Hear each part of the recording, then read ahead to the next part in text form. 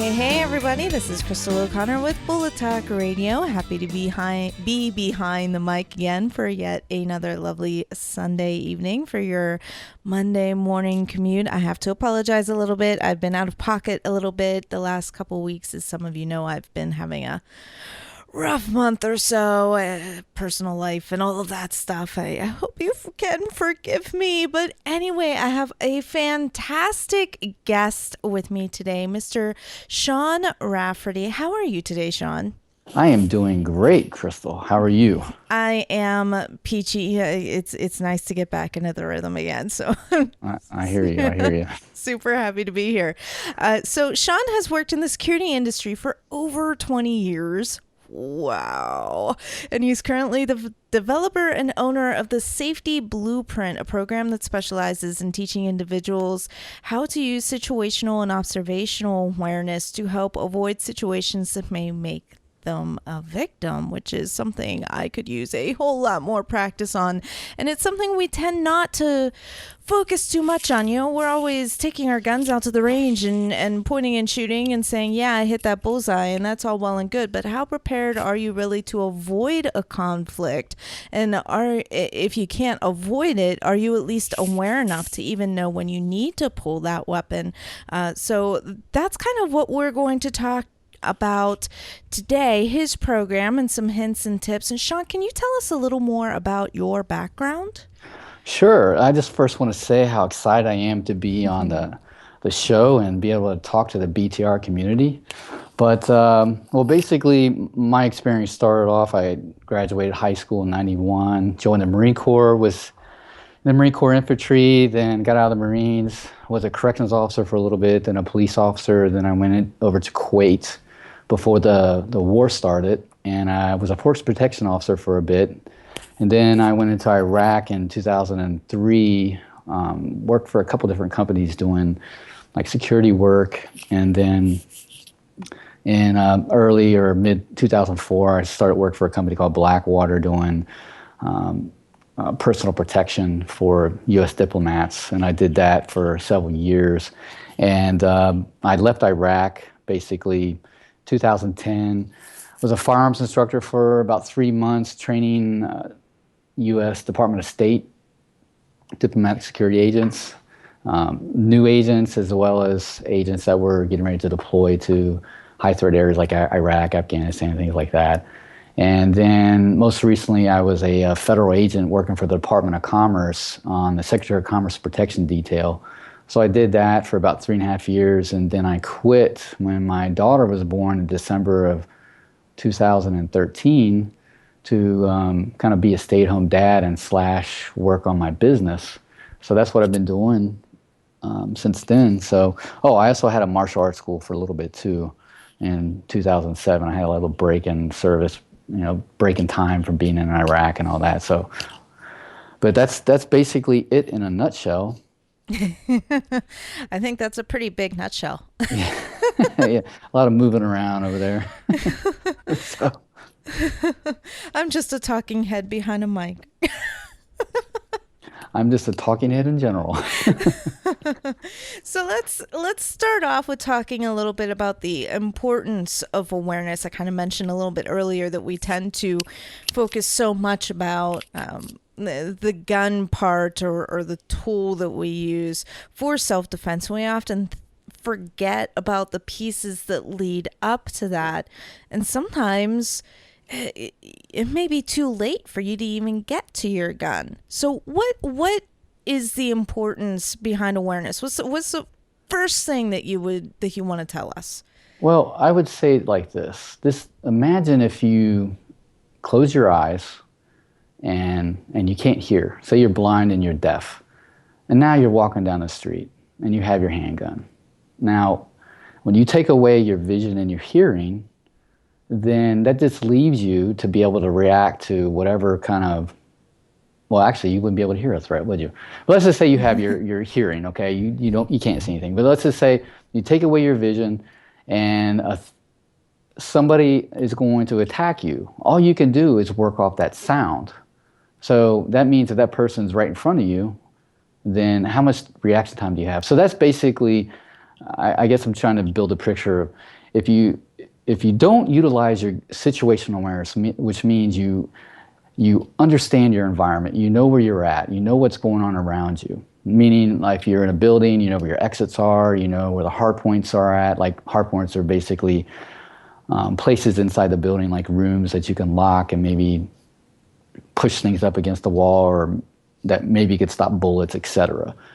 So having good situational awareness is understanding your environment, and then having good observational awareness is being able to look at people in general, look at the individuals, look at them walking and talking, their mannerisms, and see if there's any threats that they might have against you. You know, do they have a weapon on them? You know, is their body language kind of aggressive, etc. So just imagine if you just took away your vision and you can't see anything around you. So that just means you're left to react off of whatever kind of threat or attack is against you. And that already puts you at a disadvantage, because whenever you're being attacked, you got to look at reaction time. So let's just say, for instance, someone throws a punch at you, and you're standing there on the street corner, and somebody it has it in their mind they're going to attack you. They're going to attack you and rob you, whatever. So they already know they're going to punch you in the side of the head or in the face, but you don't know that. You're just standing there. So the punch is thrown at you. Now your brain has to see the punch. Then the brain has to tell your hand or your face or whatever to block the punch or move out away from the punch. So that takes time. So when it comes to protection and self-defense, especially with firearms, your time and distance are your friends, right? The more time you have, the more distance you have, the more opportunity you will have to be able to react properly to that attack. Now, if you take away your observation skills and you take away your situational awareness, then now you're just faced to just reacting directly to that gun being pointed at you or that punch being thrown at you. Whereas if you had good situational awareness, good observational awareness, you would have been picking up on potential threats way in advance. Like, hey, there's a couple of guys standing there in the corner and they're looking kind of, looking aggressive at people. They're mean mugging people. Hey, I need to avoid those guys. I need to go in the opposite direction. Or, hey, that guy's kind of bald's in his waistband, and he's kind of favoring that side. Maybe he has a weapon there. So if you take away the observational awareness, situational awareness, then it leaves you at a big disadvantage, because being that responsible citizens that we are, we're not going around looking for fights, right? We're not going around looking to shoot people or beat people up. So we're just there, we're carrying our weapon, or we're just being a good model citizen trying to protect ourselves and our families. We're not getting into trouble, we're not looking for a fight. But these guys, that's what they're trying to do. So we're at a disadvantage automatically. The only thing that you could do is present yourself as a hard target, somebody that's aware of their surroundings, and then obviously if you have the tools to back that up, you're in good shape.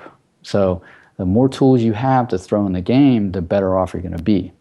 So this really is all part of a larger personal safety strategy. It's not just observational awareness that might save you. It's not just your gun or your mace that might save you. It's all part of a toolkit. Is that what you're getting at? Exactly. So look at it like this. It's like, okay, if you have a concealed carry permit and you carry a handgun, and for instance, how often do you go to the range?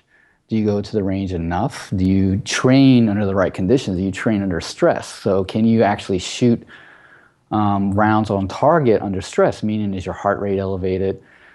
Can you do magazine changes when you need to? Do you know where to carry your magazines? Do you know how to carry your handgun properly? Do you know how to clear your weapon if it's jammed? I mean, if you don't practice these things, and if you have to actually use that weapon, guess what? That's what's going to happen. Your gun's going to jam.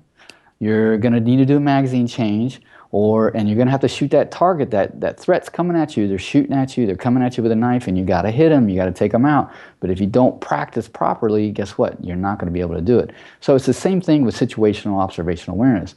If you don't practice that, if you don't pay attention to what's going on around you, then, basically, I'm not saying that because you have a handgun or because you're a martial arts expert that you're not going to be able to protect yourself, but how is having a handgun going to help you if you're not paying attention to what's going on around you and a guy sneaks up behind you and he sticks a gun in the back of your head. It doesn't matter if you have a handgun on your side. It doesn't matter if you're a UFC champion. It's not going to matter at that point. So yes, it's very, to me, situational awareness, observational awareness is the groundwork, it's the foundation to a good personal safety plan. And without that, you're kind of missing, you're kind of like, if you have a four-legged table, you're kind of missing two legs at that point. So it's not a good foundation to be on. Yeah, when we talked on the phone before, we had talked a little bit about. I mentioned practicing shooting when pregnant, and I think it was episode 14. I spoke with champion shooter Julie Golub on the topic of how to maintain your shooting capability when you're otherwise incapable of actually going to a range and putting actual bullets down range. And you kind of mentioned practice, how often do you go to the range? And it reminded me about 2 winters ago, I took a gentleman out to the range who had just bought his first gun, a Glock and 45, and he had shot a time or two, but he asked me to take him. So I took him to the range, and it was cold.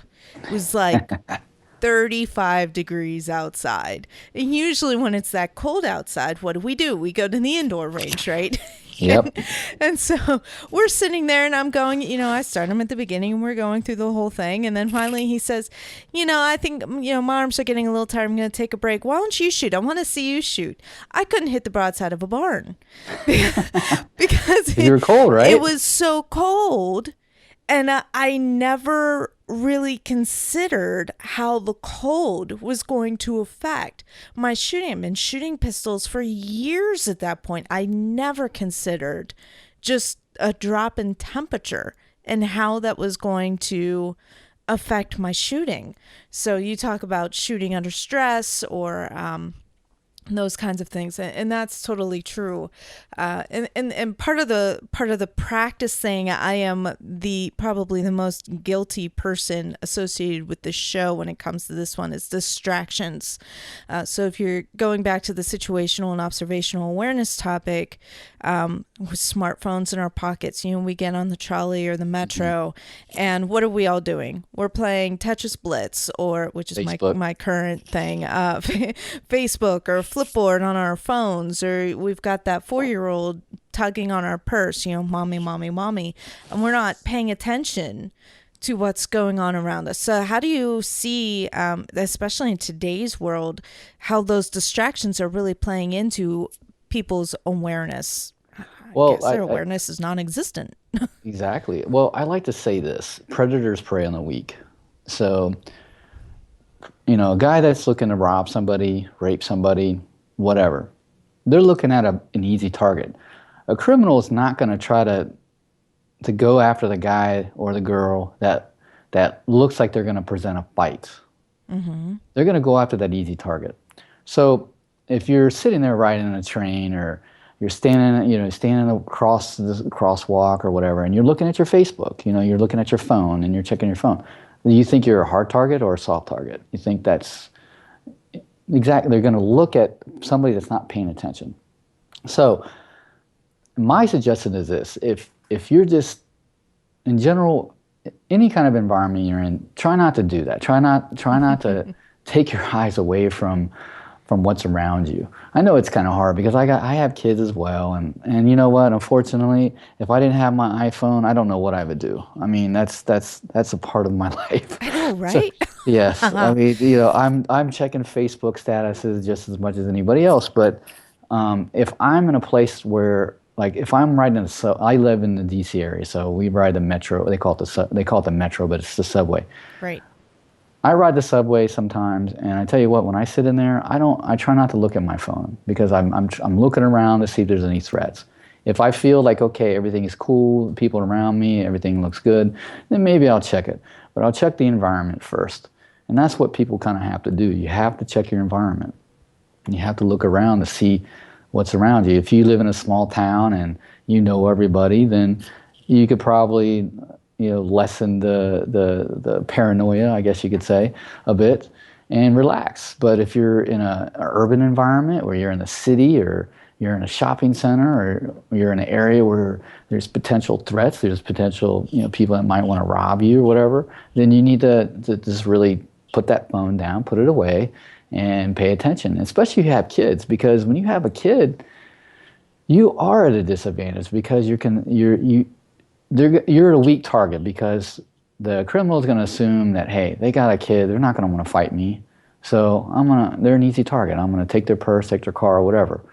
And so you got to look at that. So if you have a child, you got to take that into consideration. So don't be a soft target. Predators prey on the weak. Just think of those things. And if you walk into a room or you're walking around, walking down the street, and you're watching, every few steps you turn around, you look behind you, you don't wear your earbuds in your ears, listen to your music because, hey, you can't hear somebody walking up behind you. But if you're paying attention, you're looking around, you walk into a room, you scan the crowd, you look at all the faces, you know where your exits are at, criminals are going to pick up on that. They're going to go, okay, well, that person right there looks like they might give me a fight. Yeah, maybe I can beat that person, but you know what?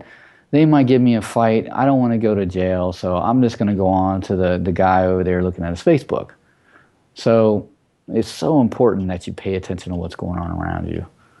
So how do you recommend people working to make this more habitual? Yeah, I'm thinking of different scenarios that I find myself in. You walk into a grocery store and you do that initial scan, which I do tend to do. When I walk into a new situation, I do tend to do that initial scan. But then, you've been in the grocery store for an hour, you finally figured out where the bread that you wanted was, and now you're standing in line behind 5 other people, and of course that person pulls out their checkbook that they have to stand there. So you're standing in line for people use checks still? 20, oh my gosh. So you're standing in line for 20 minutes, and you're just kind of like bored. And your mind starts to drift and you start forgetting about your surroundings, or you're sitting in rush hour traffic. I'm guilty of this one as well. And you end up at that red light over and over and over again, and you forget where you are. You stop paying attention to what's around you. So how can people kind of train themselves a little more to stay on top of things? Well, it's like that. You're talking about becoming complacent, and it happens everywhere. I mean, when I worked in Iraq, for instance, we would be operating out in Baghdad, and there would be multiple attacks every day. Not against our group specifically, but in the citywide. But let's just say that I was on a team and we went out 100 times and nothing ever happened. And then people start, you know what? Hey, nothing's happened. We've gone out 6 months in a row, nothing's happened. People start losing complacency. And then guess what? That's what happens. Happens as a police officer. It happens in any kind of environment that you're in. If nothing ever happens around you, nothing bad ever happens, people get complacent. So to battle that, basically, what you have to do is initially, when you're starting to learn how to be more aware of your surroundings, be situational awareness, observational awareness, you really try to focus in on just really paying attention, like hardcore. Like when you walk into that grocery store, you said, okay, you scan the area, but do you know where all the exits are at in the grocery store? Depends on the grocery store that I go to. Okay. Well, any grocery store you go to, you figure out where those exits are at. You figure out where, the bathroom's at. So just so your audience knows, a lot of times bathrooms tend to be a stronger, more fortified room than, say, an office room because, you have tile and things like that. Not every bathroom. So like if you had, let's say a shooting broke out and the exit happens to be on the other side of the grocery store, but you're in the area where the bathroom's at. You can jump in the bathroom and lock the door. But anyway, so you walk into that grocery store, you scan the crowd, you know where your exits are at, and as you're shopping, you're looking around, you're scanning those people walking towards you. And not saying you have to be mean, and you give them a glance, you scan their bodies. Okay, body language is good, they're all good. And when you're standing there in the line, you're getting ready to check out, the best thing to do is position yourself. Don't have your back directly against the 5 people behind you. kind of sit at an angle to where maybe your left shoulder or your right shoulder is facing them, so you're angled better. So that way you can use your peripheral vision to kind of see them. And it doesn't make you look like you're paranoid either. You can just stand there. Maybe you can pick up a magazine, act like you're looking at it, but you're using your peripheral vision. So it's the same thing anywhere you're at. Is initially when you're trying to practice, just like when you first get a handgun, for instance, you try to go to the range and you try to learn as much as you can about how to shoot. And you're trying to get that technique down. Same thing when you ride a bike or anything else. Practice it real heavy. And then what happens is, if you do it enough, it'll become almost second nature. So if you're walking through the grocery store, we use that example, you might not think you're paying attention, but you really are, because you've done it so much that it comes second nature. Like you're scanning, but you're not, like, it's not like you're focusing on it directly, but you're still scanning the area. Does that make sense? Yes. Okay. Yes, it does. Exactly. So it's like, imagine this. Say you practice, you buy your first handgun and you get your holster. And you love this holster. This holster's awesome. And for the first week, all you do every night while you're watching Jeopardy is you pull your handgun out and you aim it into Jeopardy, the TV set. And that's what you do for the whole 30 minutes, every night for a whole month. And you get to the point where it's become second nature. So now you kind of built that muscle memory into being able to draw without thinking about it. It's the same thing. So once you kind of get that in your system, then it kind of takes over. But you still have to keep it in check. You still have to make sure you're doing it. Otherwise, you will get complacent and maybe get a little lazy. But if you practice it really hard in the very beginning, then it becomes more natural. And, the complacency will set in eventually, but not if you check yourself every now and then. Does that make sense? Yes. Okay. So one of the things you mentioned, in the grocery store example, knowing where your exits are, even if it's not exiting the building, maybe exiting a situation. The other thing that comes up, and I know you mentioned this, and we'll get into this a little bit later, you mentioned this in one of your videos of the safety blueprint, is people watching and what to look for with people specifically. So let's say I walk into the grocery store, since that's the example I brought up, may as well just keep using it. You walk into the grocery store and you see a bunch of people around. So I might make eye contact, I might smile, say hello to a few of them, but what am I actually looking for? Okay, so there's a bunch of people. Now what? Well, what you do is you're scanning the crowd. You walk in, and obviously, a criminal or a group of criminals, maybe one or twos, they're not going to be in a huge group of people. They're probably going to be off to the side, and they're probably going to be standing there watching. They might have a different facial. I mean, what you're doing is you're looking for just facial expressions, body language.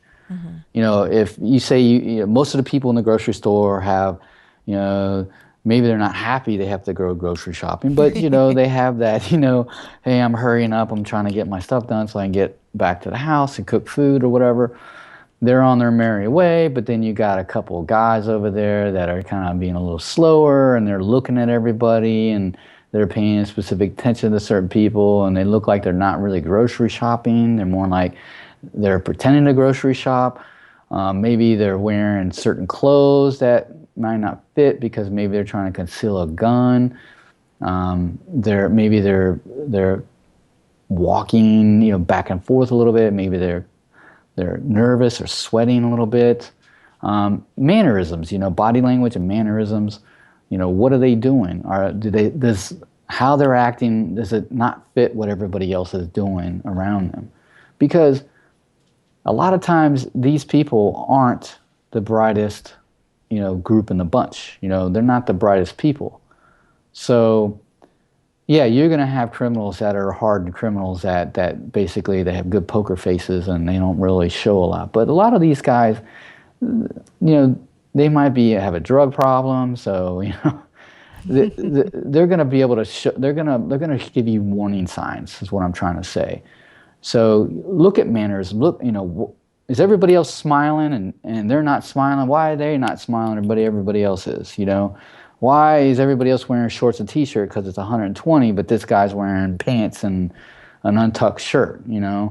or maybe a jacket. Why is he wearing that? Why is he with this other guy and they have a frown on their face? Maybe their appearance looks kind of bad. Indicators. That's the best thing you do. You look at people, you look at why they're acting a certain way that's different than everybody else. Any public setting you go to, if you go to a mall, and I will tell you this, like an active shooter situation, 9 times out of 10, a lot of these shooters, they will dress differently. It was so funny. I went to this. It's not funny actually, but I went to this training for the State Department, and then we were watching these assassination videos.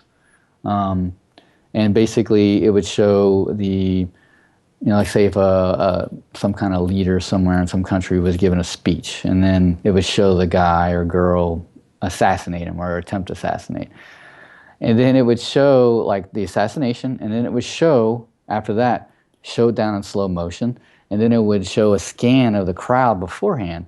And 9 times out of 10, the person that was getting ready to kill that, to assassinate that individual was dressed in black. They had they were looking different than everybody else. They had a frown on their face. They were serious. They were concentrating on what they were doing. So it's the same thing with your regular criminal. They're going to be looking different. They're going to be acting different a lot of times than everybody else. And those are just warning clues. And you know what? Maybe you're being a little paranoid or whatever, and you see somebody and the flags are popping off and the alarms are ringing in your head, and you're like, oh, that person looks strange. Why is he frustrated like that? Why is he looking mean at everybody? Why is he doing this? Why is he acting nervous? And then you watch him, you get away from him, you pay attention. Maybe he had an argument with his wife, maybe he didn't. But the thing is, you pick up on those things and you put that in your brain, and okay, that individual's over there. I'm going to stay away. I'm going to keep my eye out. And that way you're ready, right? You're paying attention, you're ready. And that's what you have to do with that. So I'm walking down the street, and there's a guy, 2 guys, 3 guys, and they look like they're up to no good. And you know what I'm talking about. They're the guys standing there with their hands in their hooded pocket, wearing hoodie, and they're kind of looking at you out the corner of their eye like they're just up to no good. And the hair on the back of your neck starts to stand up, and you just kind of have that, what's coming. And then they start walking towards you. Well, let me ask you this. Do you make contact? Do you make eye contact? Do you let them know that you see them or no? Let me ask you this. Okay. In that same situation, how far ahead are you looking up the street? Okay, in this scenario, pretty far. Okay, so let's just say this wasn't my scenario. This is actually somebody that I know, and I told this person that you were coming on the show, and he was like, "Hey, why don't you run this one past them?" They were actually across the street, and then came across the street and started following him. And what he ended up doing was turning, facing them head on, not walking towards them. He just turned and looked at them and dropped his hand to his hip. Now, he had nothing on him, but he dropped his hand to his hip and he looked at them. And when he did that, they took off. But what we were trying to get at is, what's your initial reaction? You're not in a place yet where you need to be like drawing your weapon and shooting because they haven't done anything yet. But no. And then what if they had a weapon and you didn't, and they thought it was a threat and they pulled theirs out and shot you? Exactly. So my suggestion is this: as you're walking down the street, you're always looking out ahead. 100 feet, 200, 100, half a block, whatever. And you're picking out, you're looking at people on the sidewalk, you're looking at people across the street, you're looking at the cars. Is there anybody inside the cars? If you see any threats, like in that situation you're talking about, he saw something that made him feel uncomfortable, some guys, and they walked across the street.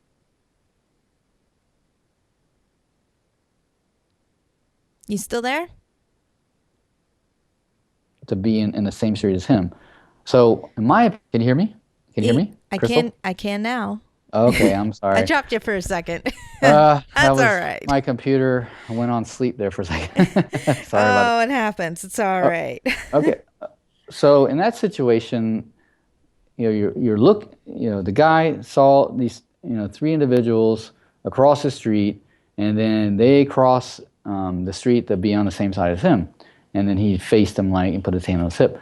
So my suggestion is you're looking out ahead, half a block, or whatever, picking out threats. You see anything that looks remotely like it could be a potential threat is either A, you cross the street to go on the other side, or B, you turn around and go, loop around the block. Get out of there. Because it's better to avoid the whole confrontation than to sit there and, look at them, stare at them, because at that distance it doesn't really matter. But you stare at them or you put your hand on your hip, you don't know what their intentions are. So if you have the distance and the time to just get away, that means you got to run, you got to run. Or if you can run into a store, you run into, some type of business where there's people around. Or if you're really uncomfortable, you start making noises, start yelling, hey, help, I'm feeling uncomfortable. Draw attention to what's going on around you, and then that can spook those people. So that's my suggestion is pay attention, look out ahead. If there's a threat in your pathway, cross the street or loop around and get out of there. But let's just say you're walking down the street and the threat's pretty close, like maybe they stepped out. Then what you want to do is you want to try to put objects between you and that threat. Like it could be a trash can, it could be a pole, it could be maybe you step out into the street and you put parked cars in between you and that person. If you have to go that way, there's no other way around. Then you could put stuff in between you and the threat. So that way it presents like an obstacle for them to get to you, and it gives you more time to react. Does that make sense? So, Interesting. yeah, and so it's just better. Like I know as a man, right, that I have a bad habit. If somebody stares me in the eyes, that I have to stare them back, right? But See, I want to do the exact opposite. If someone's looking at me like that, I kind of want to avoid. I want to duck under a table or something. but see that's okay because I would say look them in the eye and then kind of look away. Let them know you see them. I've seen them, but I'm not like staring Yeah, them down. but see me on the other hand, they're staring at me. I'll stare at them back, and then it becomes this thing where I gotta really watch that because that can be a threat. That could be like this.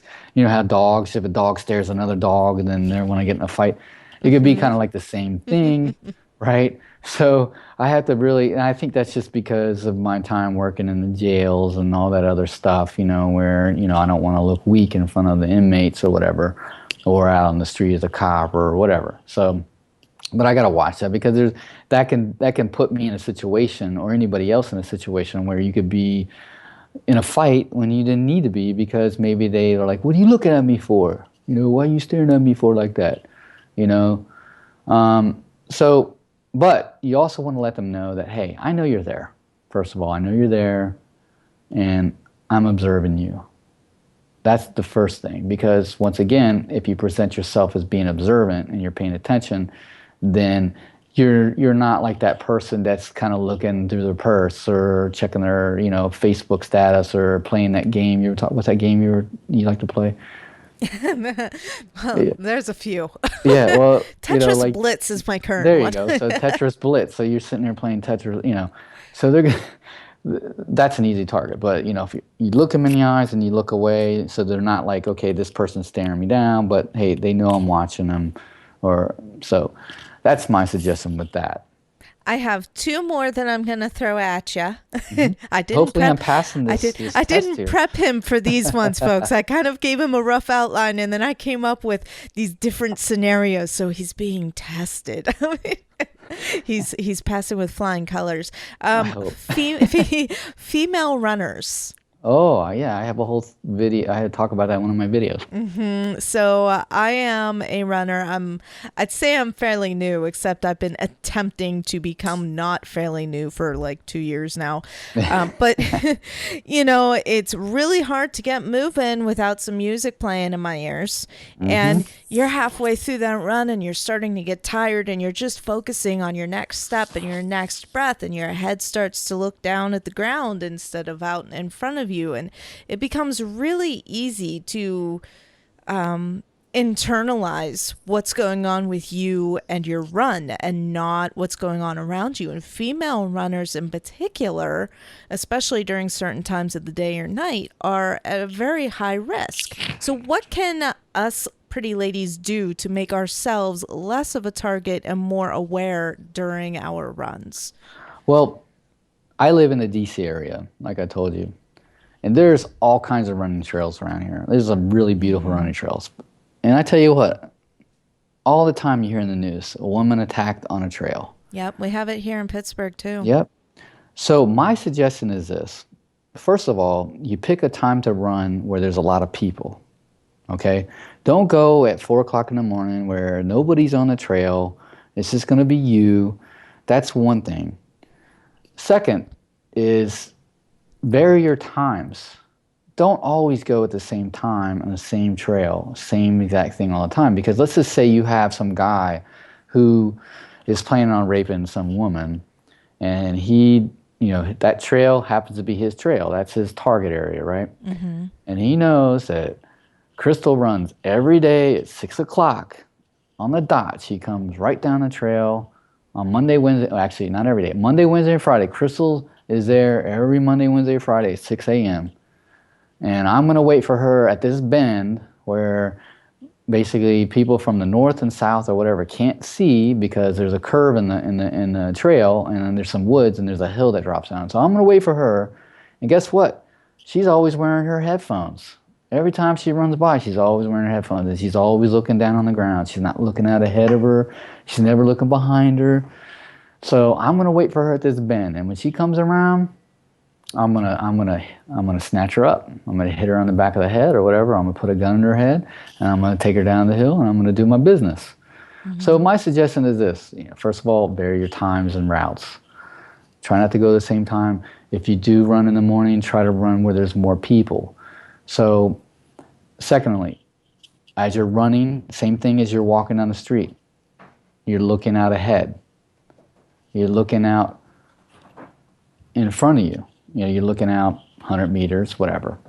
And especially if you're running in the summertime when the foliage is a lot of trees, a lot of leaves, a lot of things like that are blooming, so you can't really see the woods. You just see the trail and the trees and the bushes. Mm-hmm. So you really have to pay attention to picking out those points that could be a potential threat area, like the bend in the road, where, okay, well, I'm running, and there's this curve.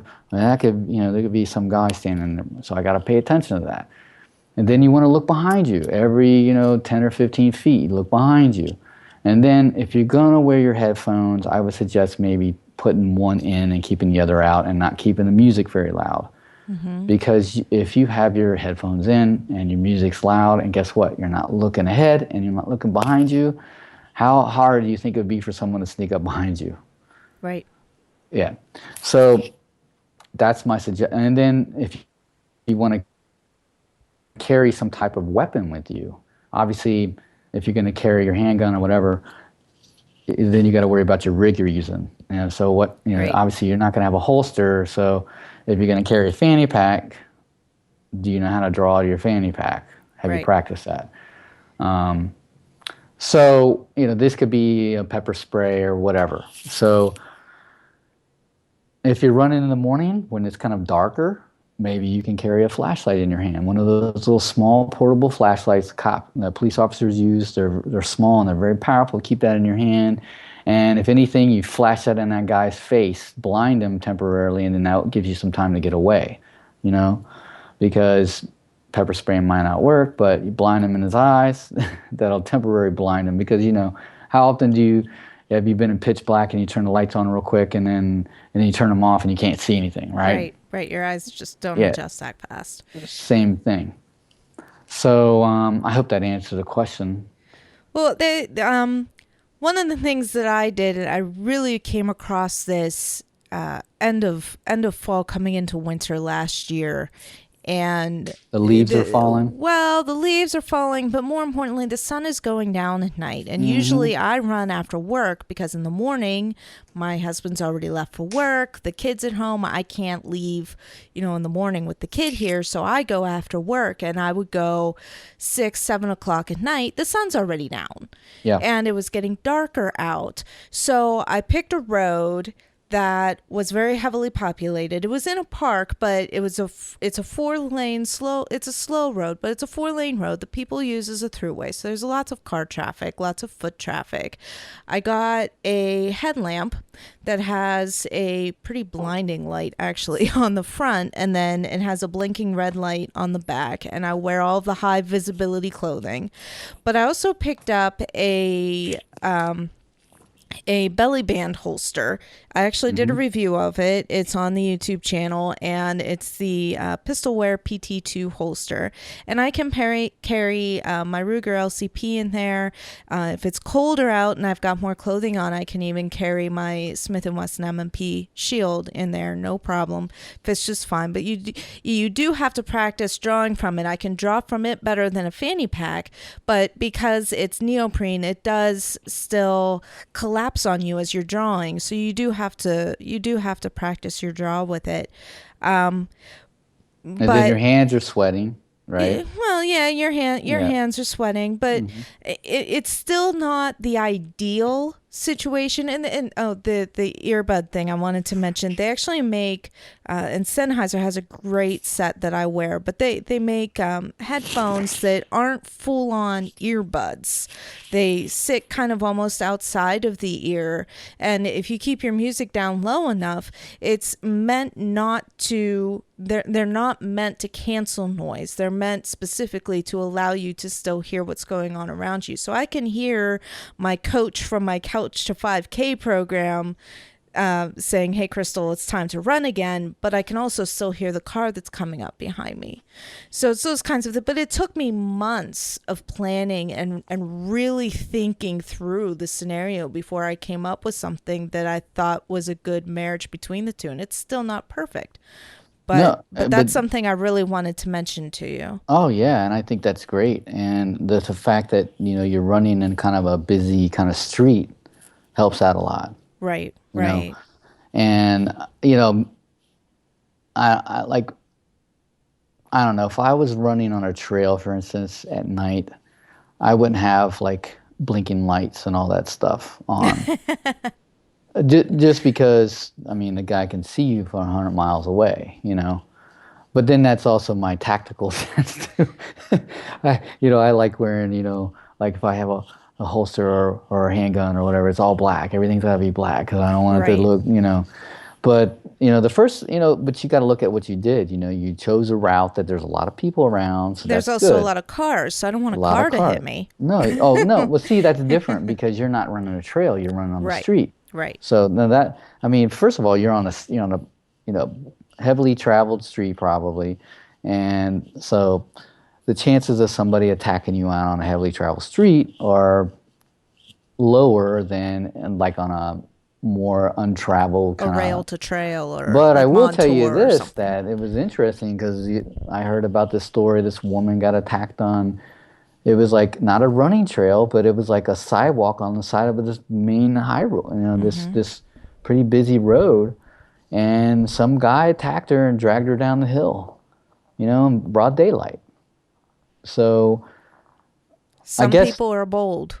yeah. Well, see, this is what you got to look at when it comes to sexual deviants, like rapists and all that stuff. Is they let other things control their mindset, right? So that would embolden somebody to attack somebody in the broad daylight because they're allowing these emotions and these feelings to take control of that. You know what I mean?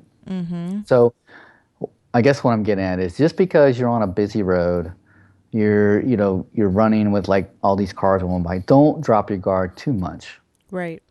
because you think, oh, no one's going to come out. Yes, the chances are a lot slimmer, but don't automatically think that you're safe, because guess what?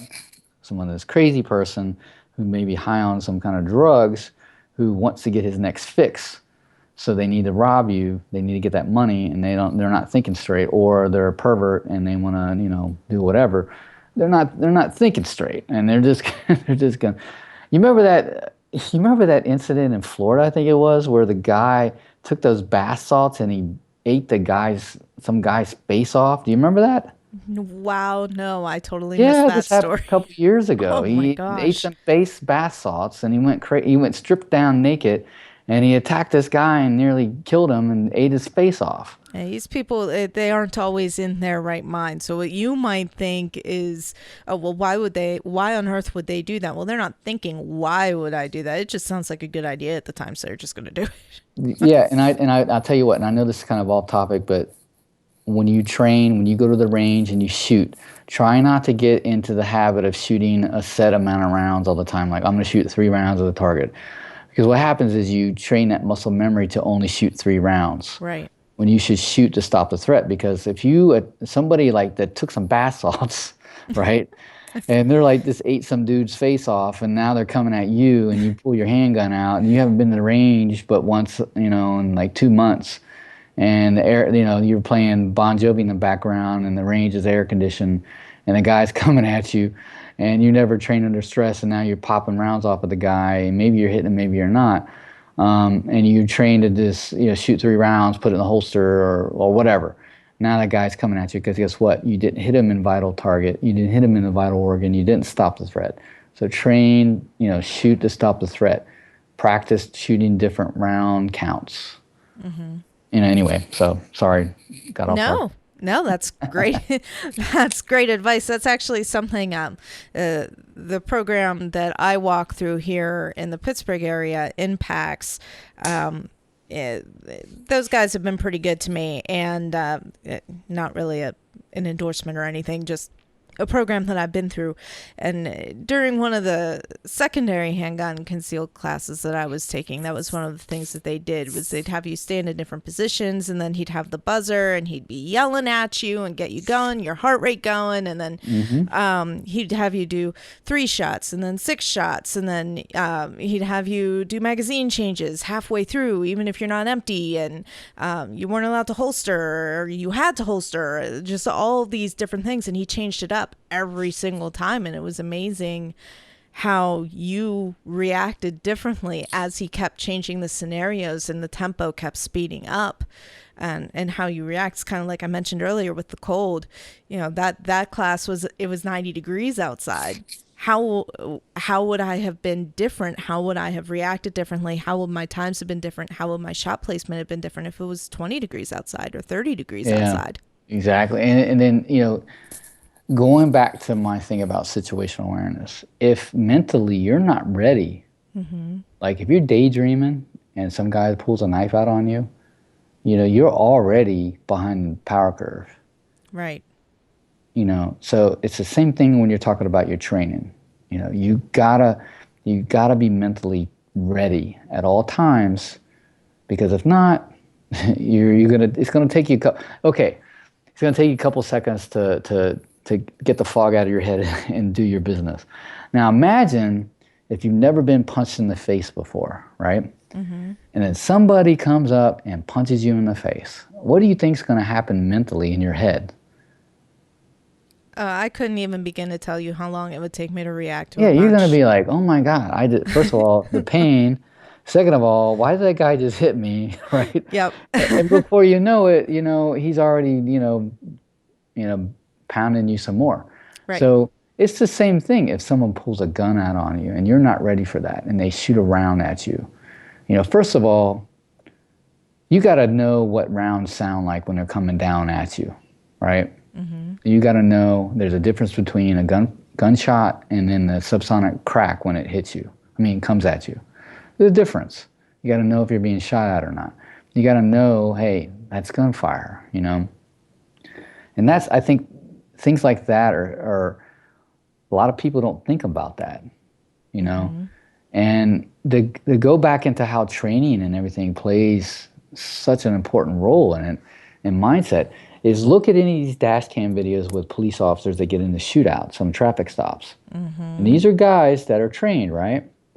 And they, you know, how many times have you seen these guys pull their weapon out and they shoot at the dude? You know, they do like 15 rounds and they do a magazine change and the guy's not dropping. Or maybe he's Yep. getting hit, but he's still coming at him. Now imagine somebody who just got their concealed carry permit, hasn't shot very much, and only shoots maybe once every couple months, but shoots in a controlled environment, never practiced under stress, doesn't really know how to draw very well because the range he goes to, they don't let him draw.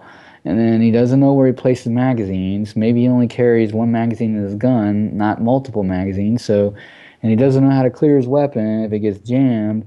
You see how all this stuff stacks on? And Right. then that's after the fact. That's at the reaction point. Now, just imagine if you didn't have good situational awareness, observational awareness, and you didn't even see the attack happen, and now you're totally way behind the power curve. And then you throw all those other aspects into it, like you don't practice your draw, or maybe today you decide to put it in a fanny pack or your purse, but you usually carry it on your hip, and you never practice drawing out of your purse, for instance. Oh And then Lord, I'm not a fan of purse carry. no, you should. And then, oh well, let's talk about that for a second. If you do carry it in your purse, and let's just say you're walking to your car, have your hand inside the purse on the gun. Because if you don't, and you never practice it, especially if a guy's coming at you, and that adrenaline kicks in, oh my gosh! Have you Because ever tried to find a set of car keys in a woman's purse? no, well, you know, hey, I have a hard enough time finding my own pocket.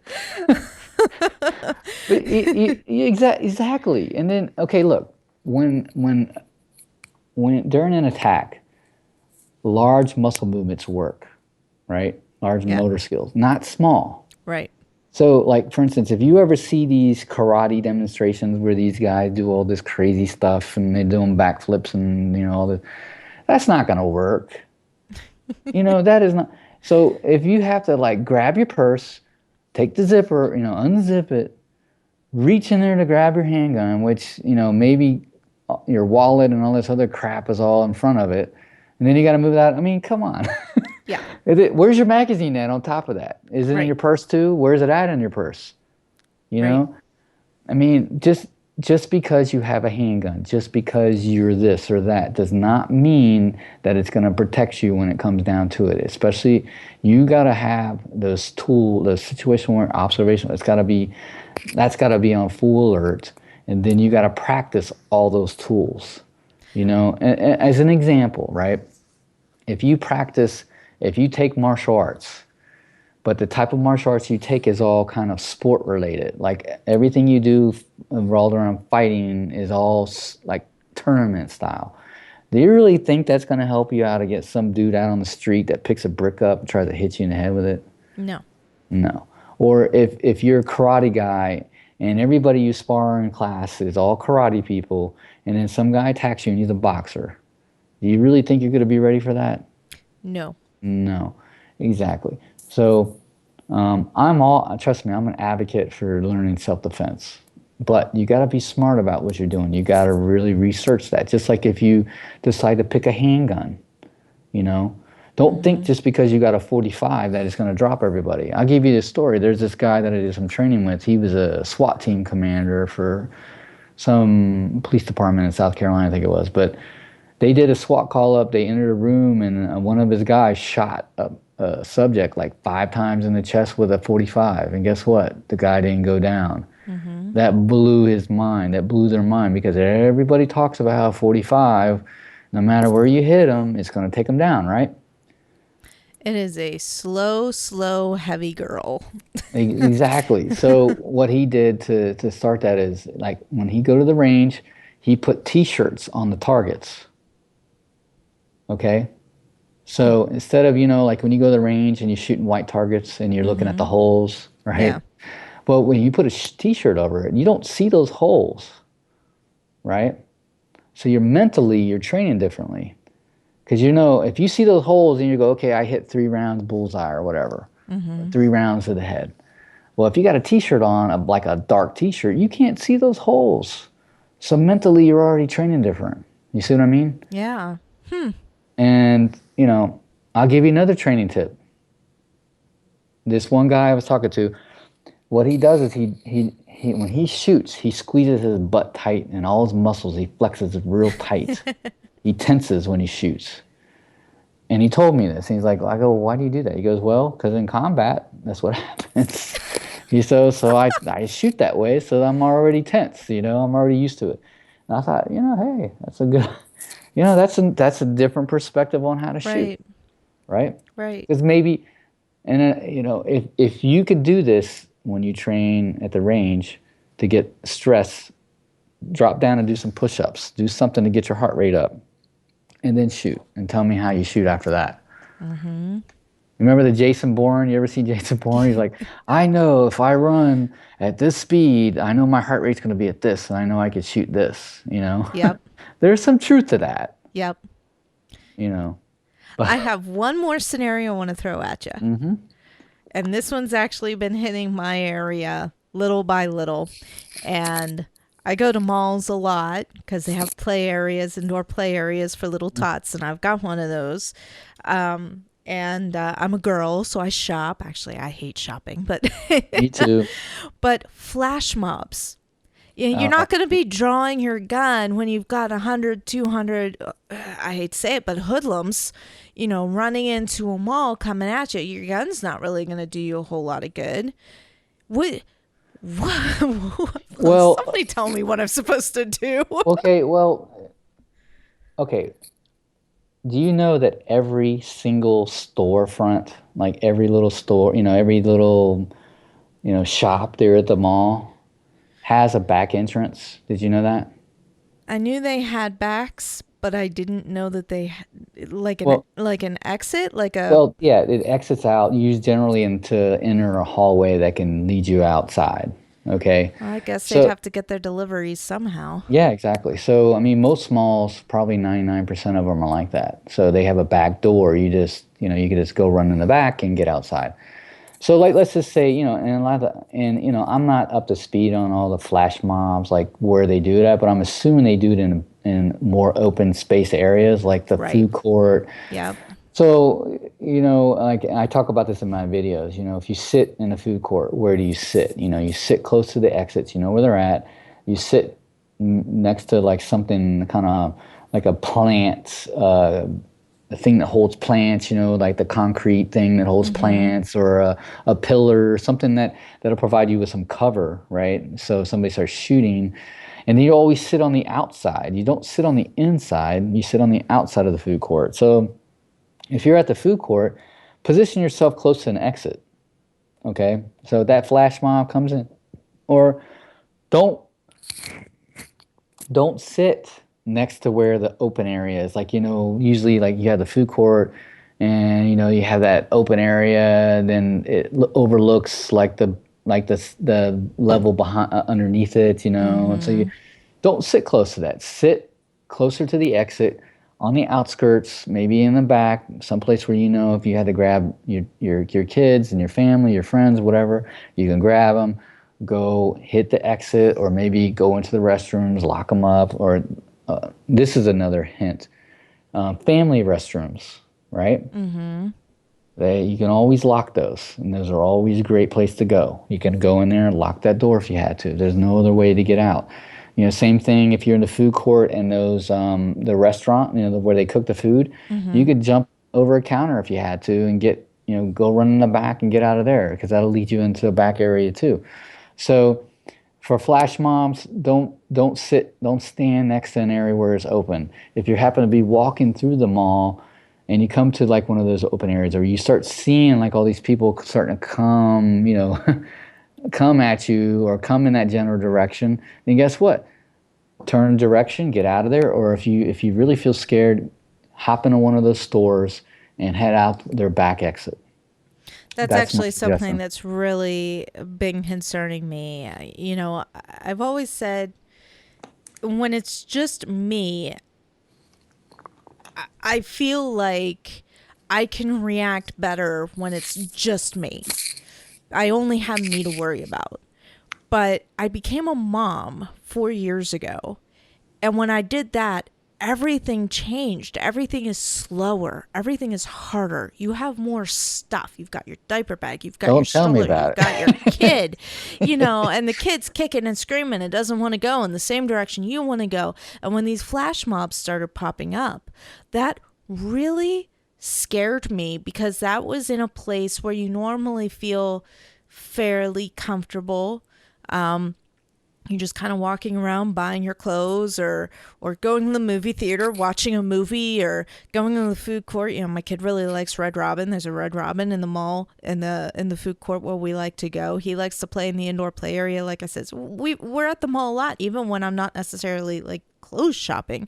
And when these things started to really hit in our area, I thought, oh my gosh, if I have my kid with me, how am I going to get out fast enough? How do I get out? So that's actually really, really great advice. Thank you for that. And we've talked a little bit about your classes, your videos. So let's go ahead and get into that. The safety blueprint. What is this? Why'd you start it? Give us the deets. Well, I was I was working as a protection, in as a federal agent on the protection detail for the Secretary of Commerce, and my wife is actually in the military. She's in the Army National Guard, active Army National Guard, so she does that full time. And she happened to get deployed to Afghanistan. And so I'm thinking, well, I got my 5-year-old son with me. I'm taking care of him by myself, and I have all this free time. So what am I going to do? So I started thinking, like, what do I like to do? And I like to help people, and I like to teach.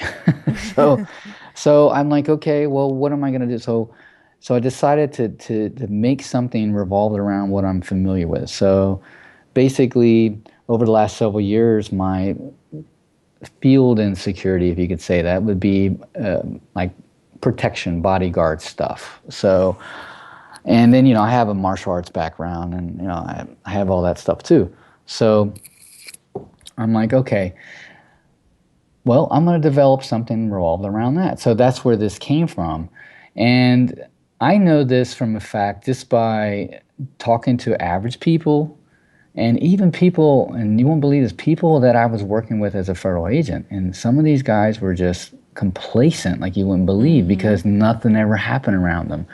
Or, fortunately for me, I worked in Iraq and Afghanistan, and I worked in an environment where people were getting killed all the time. And people were getting targeted doing what I was doing. People that I was protecting were getting targeted. So you had to have a different mindset. So when I started working in DC, for instance, I had that mindset, and I was always thinking about those attacks. But people I was working with never worked in an environment, so they were always complacent in their mindset a lot of times. So I started thinking, like, okay, well, how can I help somebody like that? Or how can I help the mom that has like 5 kids or 2 kids or 1 kid, and that's maybe a stay-at-home mom, or maybe a professional mom that works and then has to take care of their kids? How do they have time to go train martial arts, for instance, or get a concealed carry permit? And then even if they get that, or even if they train, are they training properly? Are they learning the proper techniques? So, and then I was like, how can I help people like in that situation? And then I started thinking, well, you know what? If you don't have that good observational situational awareness, all that other stuff doesn't matter.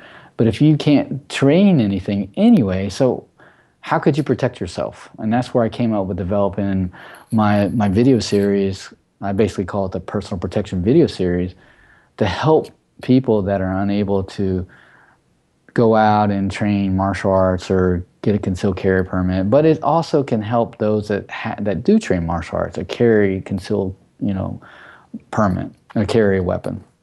As I, talked about, gave you examples, because, that doesn't make you safe just because you have those things. You have to be aware all the time. So that's why I came about developing this, because there's so many people out there that need help, that are maybe too scared, or they don't have the money, they don't have the time to go out and find different ways to learn how to protect themselves. And then the sad thing is too, is people do get training, but the training's not good. Right. And some people say, well, any training is better than none, but that's not true. No, that's not true. No, because if you go take karate someplace, and I use karate as an example, I don't mean to downgrade karate, but you take karate someplace and some guy tells you that, okay, if somebody does this, you're going to do this, and it's going to work, right? If you punch somebody with this punch, it's going to knock them out, right? But then you mentally, you train that and you think, I'm good, right? And then somebody attacks you that's high on PCP or high on something that's outweighs you 100 something pounds, and they don't feel pain, and then you punch them with that punch that your instructor said was going to work, and now guess what? It doesn't work. What are you going to do? You're mentally going to be blown. You're not going to be able to react. You're going to be done. So that's why I developed this. And basically what my video series does is it starts off with observational awareness about the importance of that and how to develop that, and then it gets into situational awareness. So, and it just goes through all the daily stuff people go through, like walking and driving and, walking in the park, parking in the parking lot and walking to your car. And then I get into active shooter scenarios, firearms. I get into firearms a little bit. Now, mind you, this video is for people that have no idea about firearms. So I get into what cover and concealment is, and basically what an AK-47 can do versus like a 9mm. And, if you're out in the middle of nowhere, what you can hide behind. Like if you're in a parking lot, someone starts shooting, how you can hide behind in your car a certain way to protect you against rounds. And I get into, terrorism a little bit, talk about terrorism. I do a traumatic first aid. So like if you get shot or stabbed and you're bleeding out, what can you use to kind of stop that, the bleeding? And I get into personal protection tools like, pepper spray. And what I do is I talk about all these different popular brands people use and the pros and cons. So if you think the marketing, like you're going to buy this pepper spray, for instance, and the marketing says it'll stop, everybody, it'll work on everybody. Well, that's not true. And I want everybody to know that, because if your whole life is dependent upon a pepper spray and it doesn't work, right? Or you spray somebody and you're so close to that person and it hits you in the face and now you got pepper spray in your eyes and it doesn't work and now it's affecting you, and what are you going to do? So I talk about that, and I get into like physical techniques, and I only get into like one actual physical technique that I think that is effective for the most part for anybody, no matter what your physical ability or strength is. And basically I talk about eye jabbing, because if you look at a chemical like pepper spray, it takes a few seconds for it to kick in and then it burns. But if you jabs, do you have a boy or a girl? I have a little boy. Okay, a little boy. Has your little boy ever hit you in the eyeball? Oh, even yes. as a baby. He's made me see stars. Exactly. So here you are. I have a 8-year-old son and a 17-month-old daughter.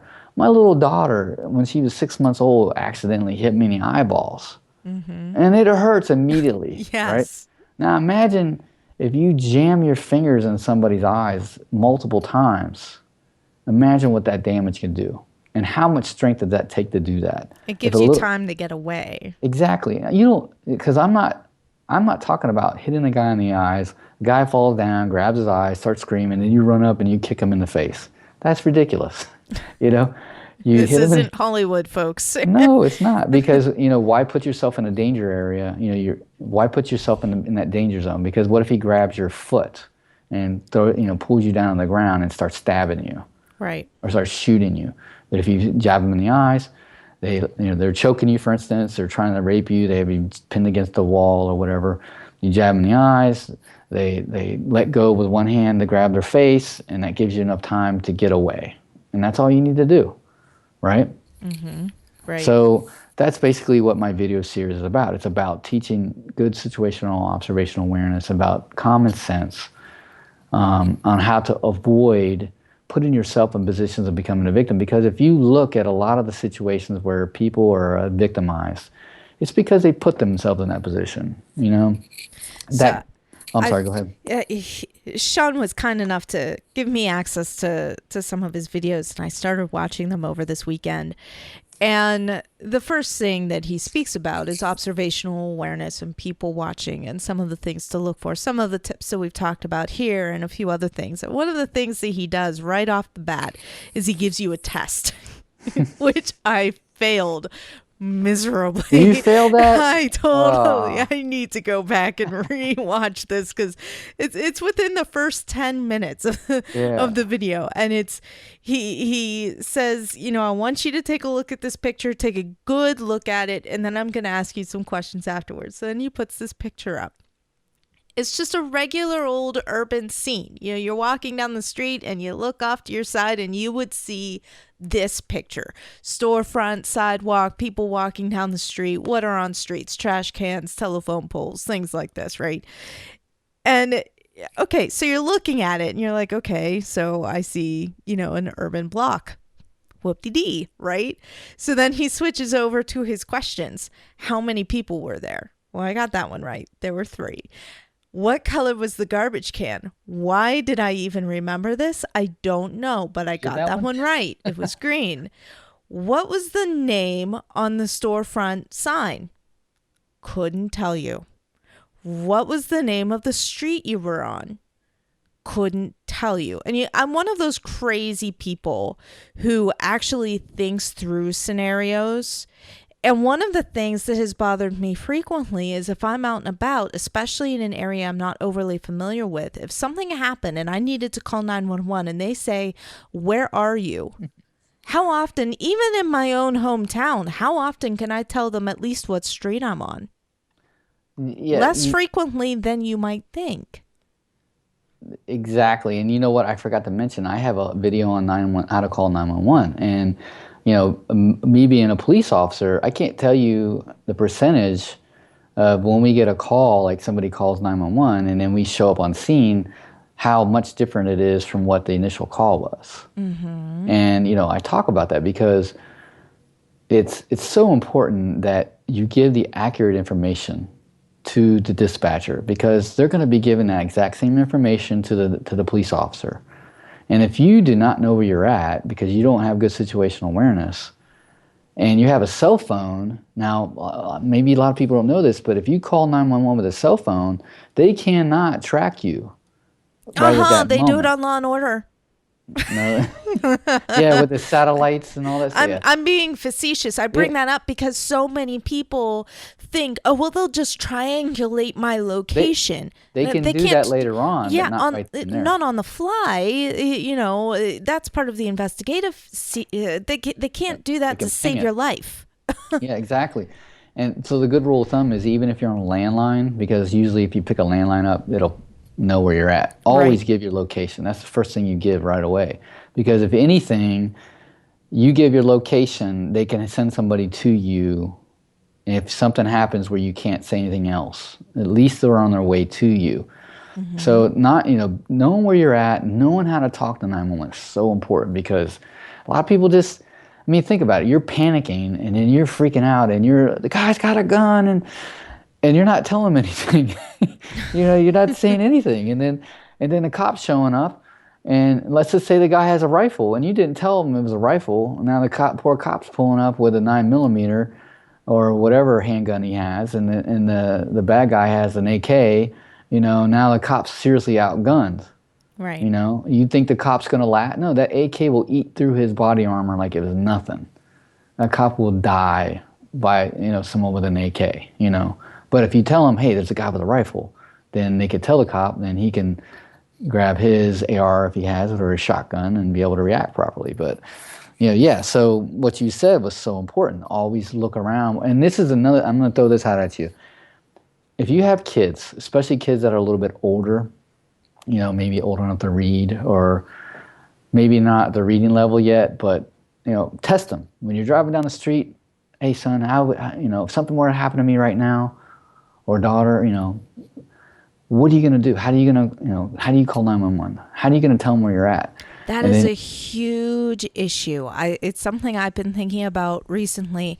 When I was growing up, I lived with my grandparents and my mother, and my grandmother has severe asthma. mm, And so from a very, very young age, I very distinctly remember my mother unplugging two phones. She'd have one and I'd have the other, and we would role play calling the emergency responders. Now, in our area at that time, back in the 80s, we didn't have 911. That came later.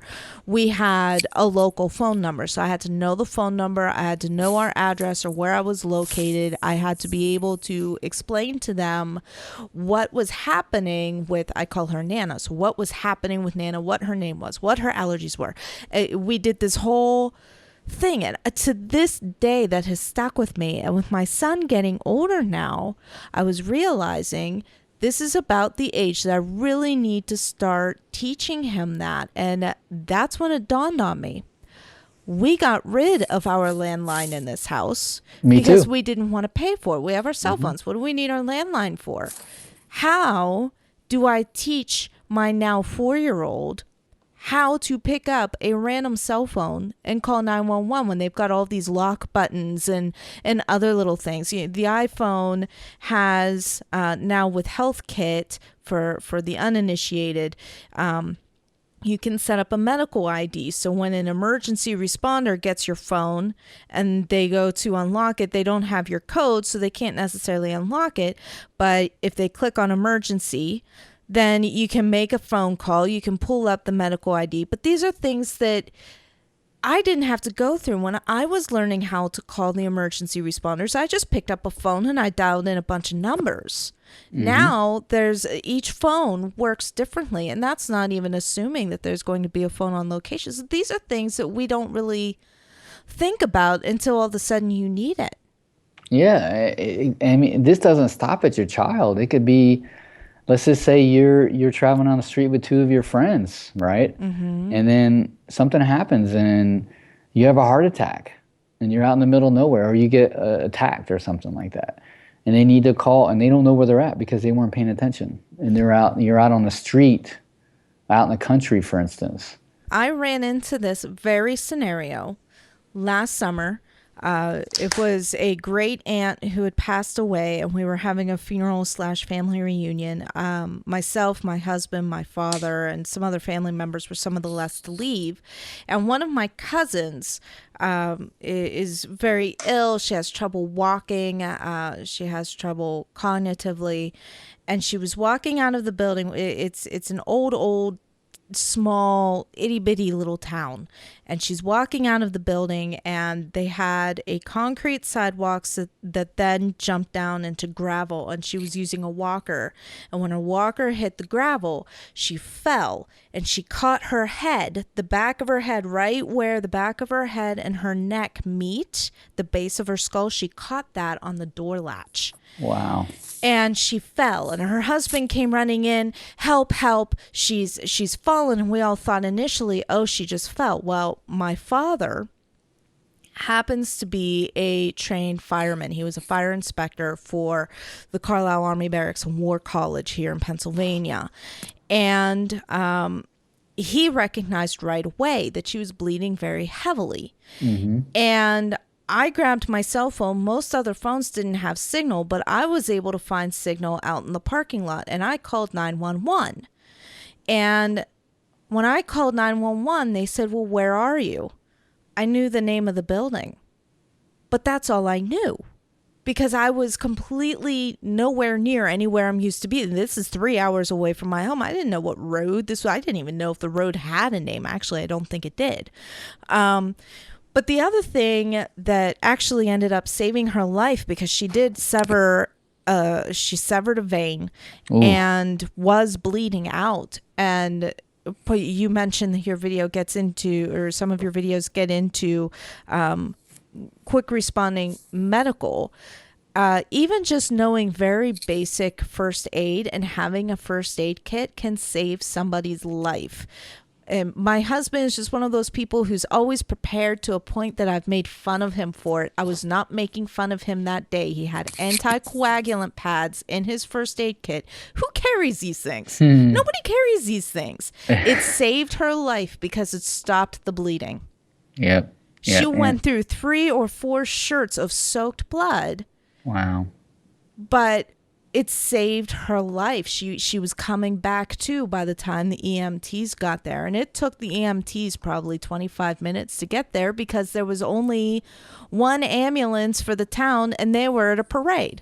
So I didn't know where I was, but it took people who were trained and who had the material, who had the tools in their toolkit to make it happen.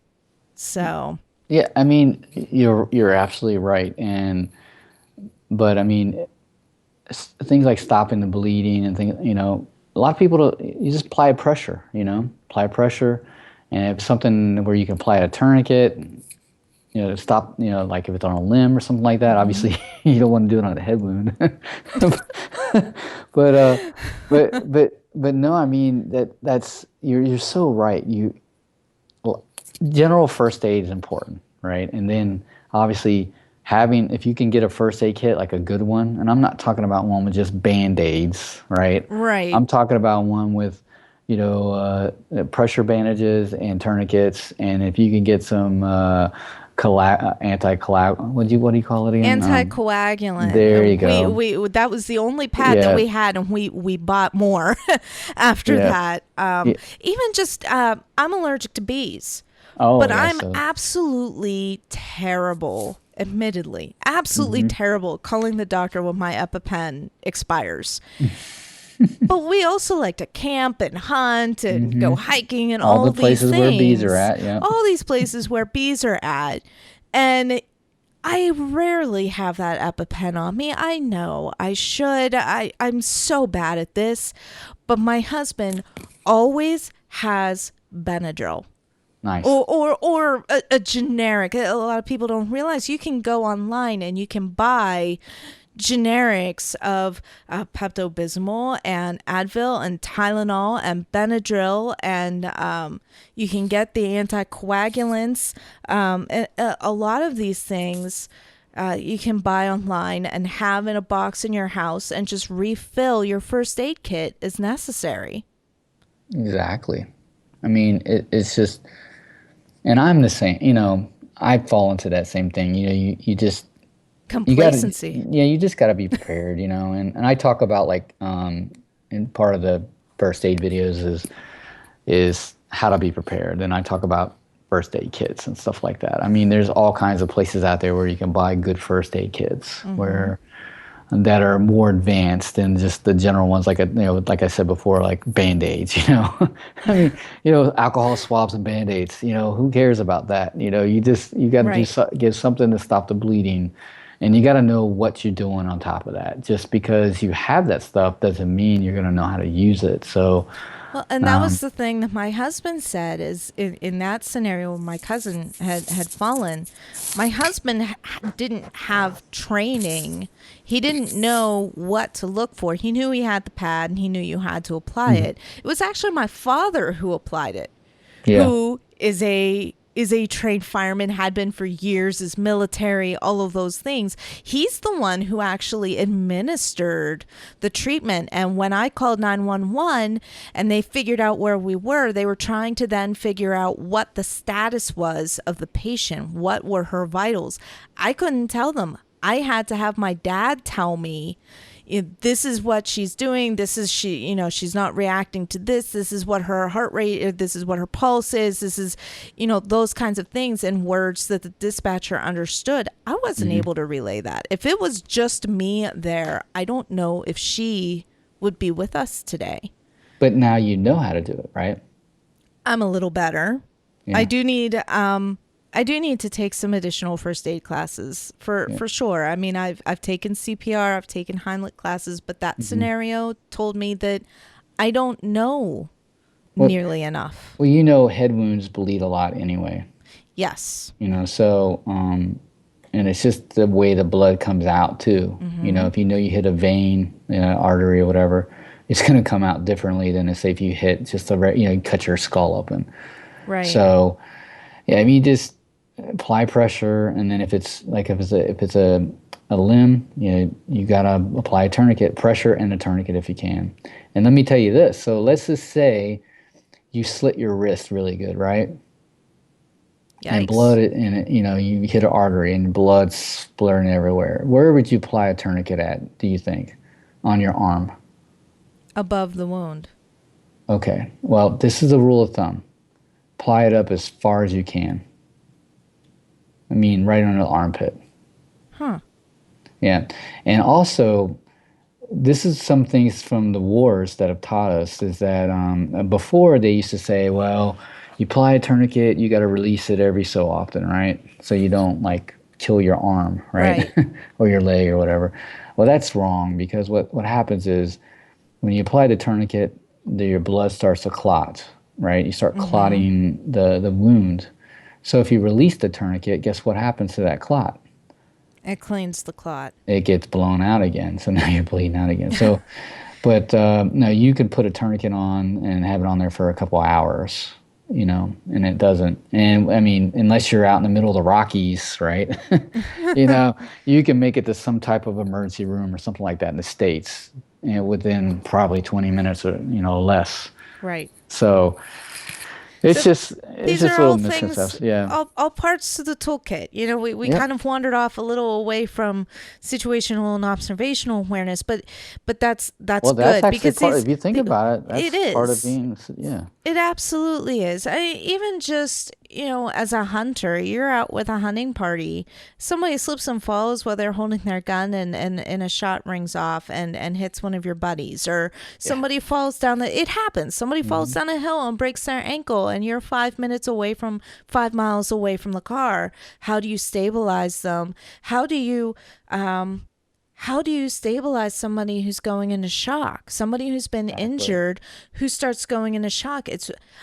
I have gone into shock Oh, really? for the strangest reasons. A couple different times I have been through the process of going through shock.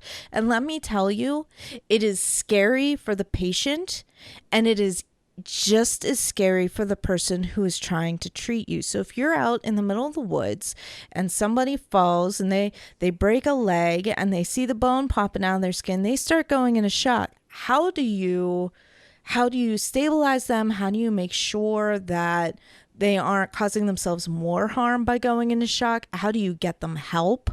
Hmm. How do you prevent yourself from kind of going off the deep end? These are things that, you think, oh, well, okay, I'll apply a tourniquet.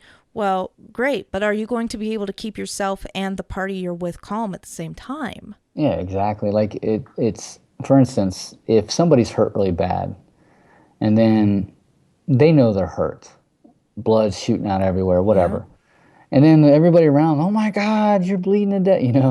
That Right. person's going to start freaking out. So Yep. one of the things of this person attending them is, hey, you're gonna be okay. Everything's good. You're all right. Everything's fine. You're Mm-hmm. talking to them. That's Talk to me. yeah. Talk to me. What's your name? Where are you at? Let's have a Mm-hmm. conversation. Make sure they're still talking to you and Yep. responding to you. When the one time that's sticking in my head that I was in shock, I was actually in my own house, and I was Really. not the one who was injured. Honestly, it was the stupidest thing. And it's amazing how your brain reacts to scenarios and how your body just takes over. And that was the case here. And at first, I was talking and I was lucid, but I was really nauseous. And then I started getting dizzy. And then I had to lay down, and my husband put my feet up. By the time he went up to get his first aid book just to make sure he was doing everything right. And by the time he got back downstairs, my eyes were darting back and forth. They were dilated. I could not hold a conversation with him. And the few words that I was speaking were not English.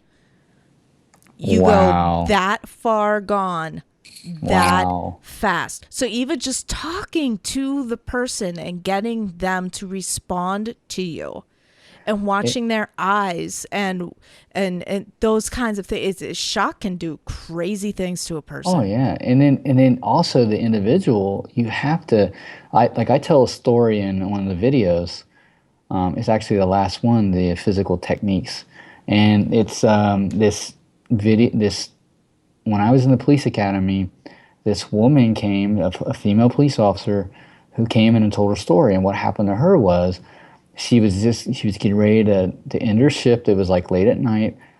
She was literally on the street, like on the light, getting ready to turn into where her district was at. So her district was like right across the street. So she was basically done with her shift. And this guy walked up to her car while she was sitting there at the light. He had a boombox on his shoulder. Now this is back in probably what I'm year was thinking it? MC Hammer. Yeah, yeah. I think the guy was like quasi homeless. So, but he had a boombox on his shoulder. This is probably in 2000 or 1999 time frame. So he walked up to her and he like motioned her like when he wanted to ask her questions. She rolled the window down. He threw the boombox at her face, and then when it hit her face and it distracted her, he pulled his gun out. He had a 357. He unloaded the whole 6 rounds into her. Right.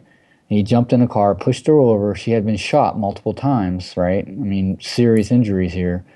And then she was able to pull her gun, like she had rolled over onto her right side, like onto her gun.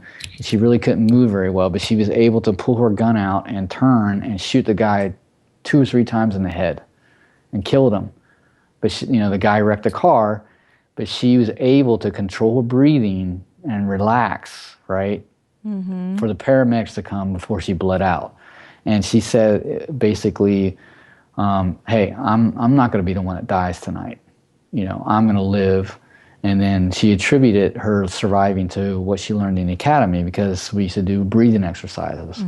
So once again, it kind of goes back to the shock thing. If something happens, you got to mentally throw that switch on and be like, I'm going to live and I'm going to relax. I'm going to control my breathing. So if you start seeing your heart rate go up a little bit and you start breathing heavy, start taking those deep breaths and relax because you might have to control because the person that might be trying to help you doesn't know what the hell I'm sorry, does That's not okay. does not know what they're doing, and they're panicking too because they don't know what to do, and then now you're panicking even more because they're panicking. but if you can kind of throw that mental switch on and be like, okay, I'm okay, I'm gonna relax, slow my breathing down, and kind of help control yourself, and that just takes, I guess, not only training but just being aware of that, you know what I mean? Presence of mind. Yep. Just being aware, like, hey, I gotta, I gotta do that. This is what's happening to me. I know what's going on. I gotta control myself. And, that could be very hard, especially if you're in a serious traumatic incident. Like you're trapped in a car, you had a car wreck and you're trapped and your legs are pinned and you're bleeding out, you know? How do you not panic? Yeah, how do you not panic? And then that's when that kicks in. We're like, okay, I'm going to live. Okay, I'm going to see my boy, my 4-year-old boy. I'm going to go home to him. I want him to see me, I'm going to live. What's interesting is when I was in the police academy, they made us have a picture of somebody we loved or something we loved, and they laminated it, and we had to put it in our pocket, and we had to always carry that with us. And it was like, hey, something happens, you fight for them, you survive for them. And I thought that was just interesting because, when I was in the Marine Corps or even in other jobs, we never really thought of it like that, but essentially that's really what it is. There's always somebody or something you can live for, Right. Unless you're single, then maybe, okay, I want to get back to my car, my cool car I have. Or something Well, like that. there's always something, Yeah, it's or the dog or whatever. Yeah. it sounds kind of hokey, I guess. But I was at a friend's. She has a horse farm, and I grew up riding, and she was an instructor of mine, and we were hanging out one night, and it was late at night, and I hadn't been drinking. I'm not a drinker, but still it was 2-3 o'clock in the morning, and I went to get in my car and drive home, and she's a solid hour and 20 minutes away. So she says to me as I'm walking to my car, drive safe. And I looked at her and I said, yeah, I always do. Just kind of like brushing it off. Like, oh, it's not a big deal. And she looked at me and she said, no, I mean it. I said, yeah, I know. And she said, no, because you're important to somebody. And what That's she true. meant was, your son is at home waiting for you, is what she meant. What she was saying was, you're a new mom now. You have somebody else to think about other than just yourself. And it sounds so hokey. I mean, to me, like right at that moment, it was still like a, yeah, okay, I've made this drive a million times. Not a big deal. And I got home safe. It really wasn't a big deal. But that was years ago, and I still think back to that because it really, when it kind of permeated my brain, so to say, it was like, wow, that was kind of profound, and it is That's something to true think though. about, and it Yeah, is true. because I mean, just think if you were hurt and you're sitting there bleeding to death, and you did think that way. You were just thinking about yourself.